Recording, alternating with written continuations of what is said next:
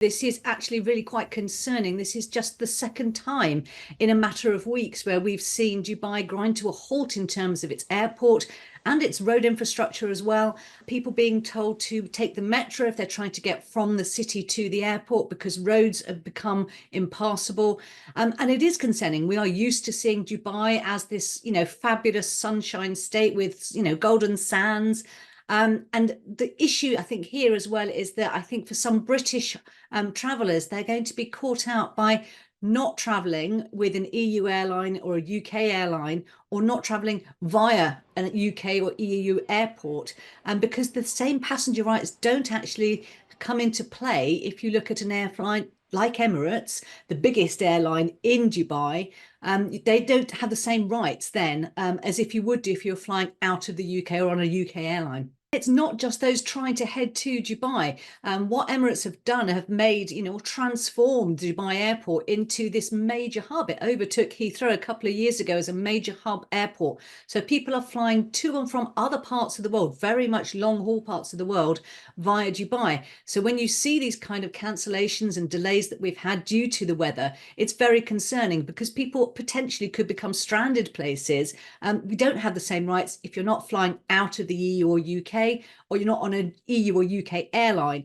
The passenger rights are very different then. So you're going to be relying on your travel insurance. Another reminder, it's always a good idea to make sure you've got travel insurance, whatever kind of trip you take, but particularly if you're going to be flying long haul. Obviously, the weather we've seen over the last few weeks has been unprecedented. 2 weeks ago, more rain fell than at any other time in recorded history in Dubai, up to a year and a half's rain in just a couple of days.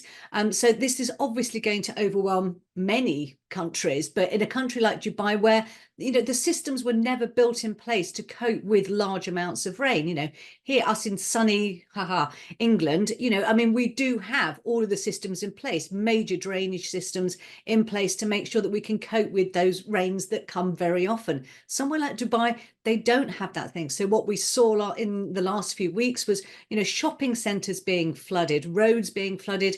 And it is very concerning that anyone who's looking to go, I would just make sure that they are keeping in touch with their tour operator or their airline all the time.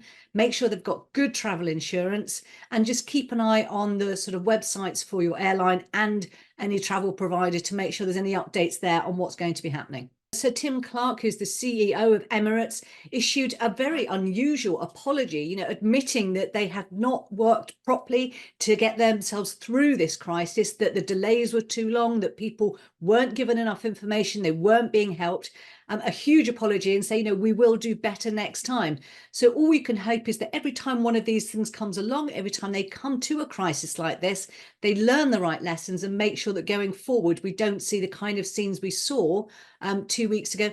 In that case, it was over 200,000 people affected by the fact that the flights have been cancelled. Over 1,500 flights were cancelled. And again, for a lot of people, it's because they're flying long haul. They're using Dubai as a hub to fly from Europe to Asia to Australia. So it really is quite serious if you are then found, that your flight is cancelled. Lots of people found they had problems with their luggage going missing as well. So again, make sure that you're sort of double checking your travel insurance, that you've got everything you need for that. And if I was traveling as a couple, I think definitely the one thing I would say is split all of your clothes, all of your possessions between the two cases. Don't have a case each, split of all of your possessions. So if one case does go missing, at least you've still got the other one and everyone's still got something to wear.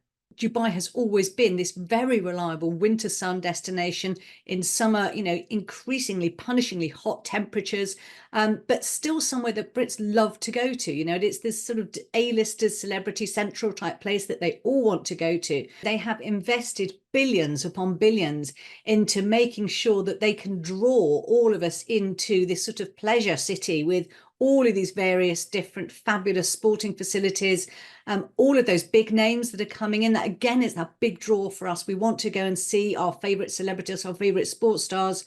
And it has invested billions in doing that. I think what it will now need to do is invest a little bit more in its road infrastructure, in its flood defences, and in basic sewage, I think.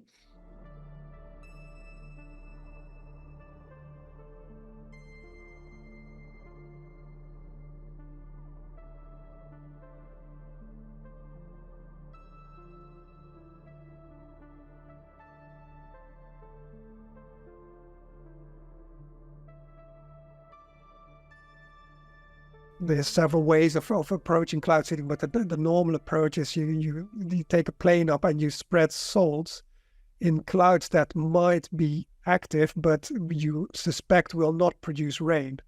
So in arid regions like the Middle East, like the Emirates particularly, they have an operational cloud seeding program, and what they try and do is they try and target certain clouds that they think might be sensitive to cloud seeding, but that they predict would not produce any rain. And so they fly out and hope to induce rain in those clouds. Any small additional rain that they get in those areas is going to be beneficial, of course, for them. You should realize that cloud seeding operations as they happen now, in fact, they always say the effects are very hard to measure. In some sense, it's not even very clear whether they are very effective at all. They do invest money in it in countries like the Emirates simply because any small improvement is going to be of massive benefit for them. But it should be said that the effects are local in time, local in space. We're not talking about weather modification here. Perhaps that's the kind of thing I should say. In the 1950s or 60s, people were still talking about changing weather systems and then sort of doing stuff to the weather. Cloud seeding is not like that at all. This is literally trying to target a localized cloud in order for it to produce rain, because it might otherwise not produce rain. It's a very local, small-scale event. Any effects will, if they occur, any effects they will peter out within an hour or something like that. I could fairly say somewhat limited effectiveness, limited in the sense that the effects are hard to measure. And from that point of view, it's hard to conceive what goes wrong. People are concerned, for example, about the salts that are being spread around. Well, the amount of the salts themselves are either dry ice or table salt or silver iodide. These have no harms to humans at all. But furthermore, and perhaps even more importantly, the amount that is being used during cloud seeding operations, for example, is so small that it is even hard to measure the concentration above background concentrations. So that's an example of where people have this idea like, oh, you're sort of messing around with climate, you're chucking all kinds of stuff in the environment.